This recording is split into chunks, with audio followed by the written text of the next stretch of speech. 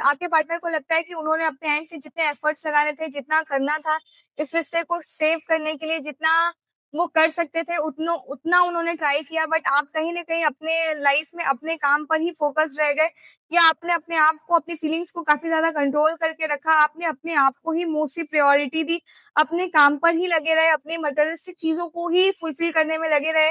आपने अपने पार्टनर की तरफ मुड़कर भी नहीं देखा, आपने अपने काम पर ही फ़ोकस किया, आपके लाइफ के उन खुशियों पर फ़ोकस किया जो आपके लिए, आपके नज़र में सबसे ज़्यादा इम्पोर्टेंट थी। बट आपके पार्टनर के लिए आप ज़्यादा इम्पोर्टेंट थे, आप ज़्यादा वैल्यूएबल थे, और आपने उनकी फीलिंग्स, उनके इमोशन, उनकी चीज़ों का कदर नहीं किया, और अपनी लाइफ में उन चीज़ों पर फ़ोकस किया जो आपकी लाइफ में आपको लगे कि आपके लिए ज़्यादा इम्पोर्टेंट है, ठीक है? चाहे वो आपका काम हो, आपकी स्किल्स हो, आपका नॉलेज हो, और कहीं न कहीं आपके पार्टनर को इन सारी चीज़ों की वज़ह से काफ़ी ज़्यादा गुस्सा भी आता है, काफ़ी ज़्यादा रिग्रेट भी होता है कि वो अपने एंड से जितना उन्होंने एफर्ट लगाया वो लगाने की कोशिश भी किए, बट आपको वो कन्विंस नहीं कर पाए, वो आपको उन चीज़ों के लिए कन्विंस नहीं कर पाए जो वो चाहते थे कि आप अपनी लाइफ में उन सारी चीज़ों को एक्सेप्ट करो और अपने और उनके रिलेशनशिप को यू नो ठीक करके आगे बढ़ सको, ठीक है? और आपने शायद उन्होंने भी, उनको भी ये रियलाइज़ेशन है कि कहीं न कहीं उन्होंने अपनी लाइफ में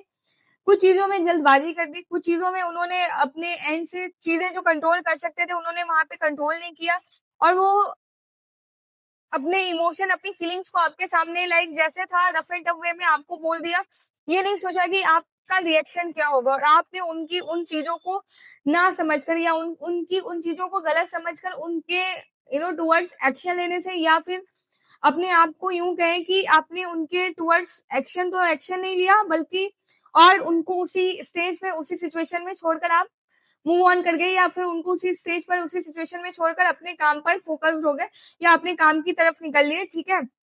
बट अब आपके पार्टनर अपने आप को, अपने इमोशन, अपनी फीलिंग्स को कंट्रोल करने की कोशिश कर रहे हैं। उनको लगता है कि भले आप उनके लिए बहुत ज़्यादा अजीज हो, आप उनके सोलमेट हो, ट्विन फ्लेम हो, चाहे जो भी हो, बट अगर अब आप अपने रिलेशनशिप में और इस रिश्ते में अगर आप उनके टुवर्ड्स कोई एक्शन नहीं लेते हो, या उनके टुवर्ड्स कोई इनिशिएटिव नहीं लेते हो, तो वो भी अपने एंड से आप कोई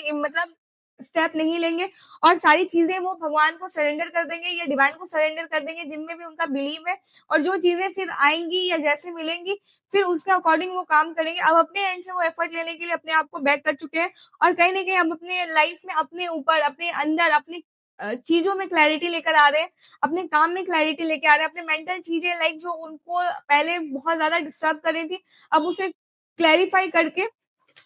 एक नए यू नो सुनहरी किरण की तरफ, आप कह सकते हो, एक नई ऊर्जा के साथ अपने करियर, अपने लाइफ में, अपने पर्सनल ग्रोथ पर फोकस